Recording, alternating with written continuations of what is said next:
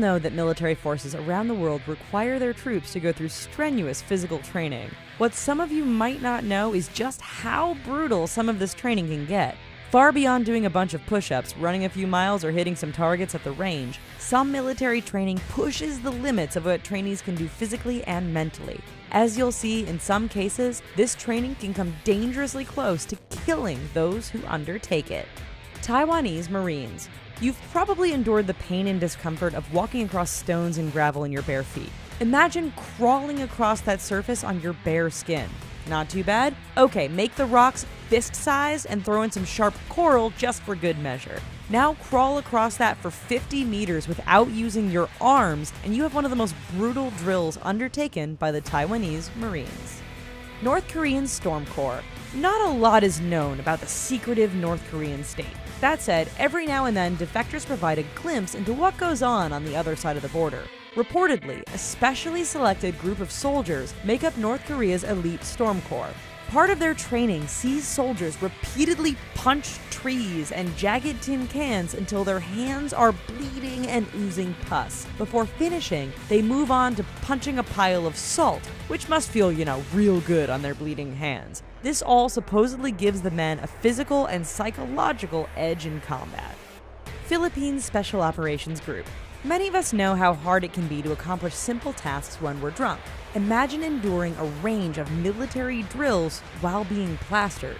Troops of the Philippines Special Operations Group do just that. They get absolutely wasted and then undergo a number of drills to weed out the trainees who don't have the right personality. Now, before you start thinking that sounds fantastic, just think about how brutal an 18-mile swim, shooting practice, and a 6-mile jog would be while suffering the spins. South Korean Special Forces. Despite being over for more than 20 years, you could say that the South Korean Army gives the term Cold War a whole new meaning. That's because they undertake some rather brutal training in the snow. Now, before you picture a bunch of troops having a snowball fight, stop.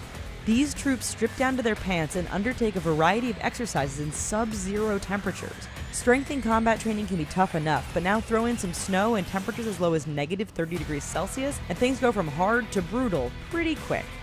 People's Liberation Army of China.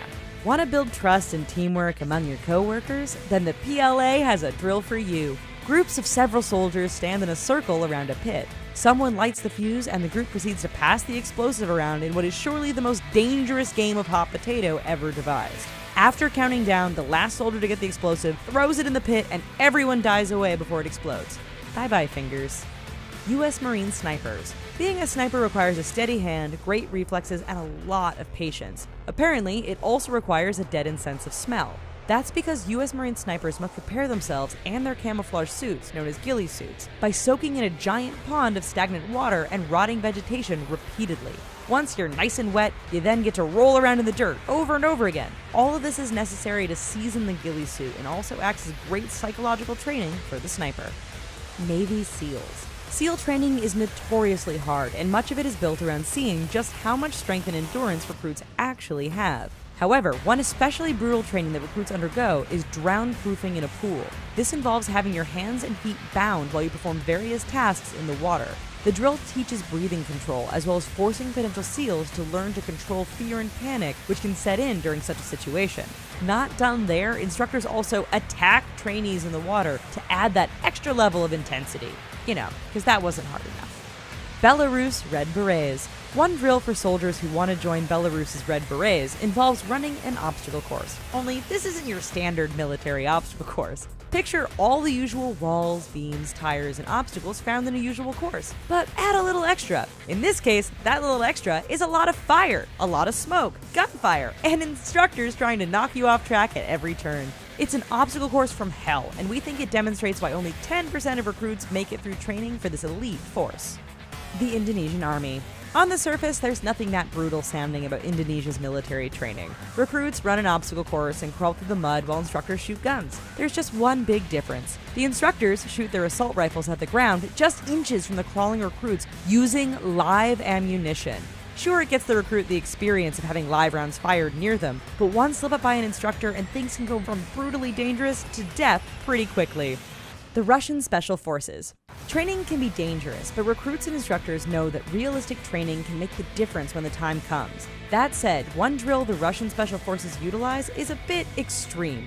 Recruits, wearing body armor, are intentionally shot in the chest by their instructor. The drill is meant to prepare recruits for potentially being shot and to teach them how to react. To us, it sounds over the top, and more than most of us could probably handle.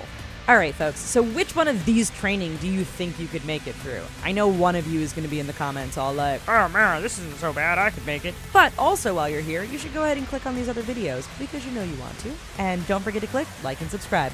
Thanks!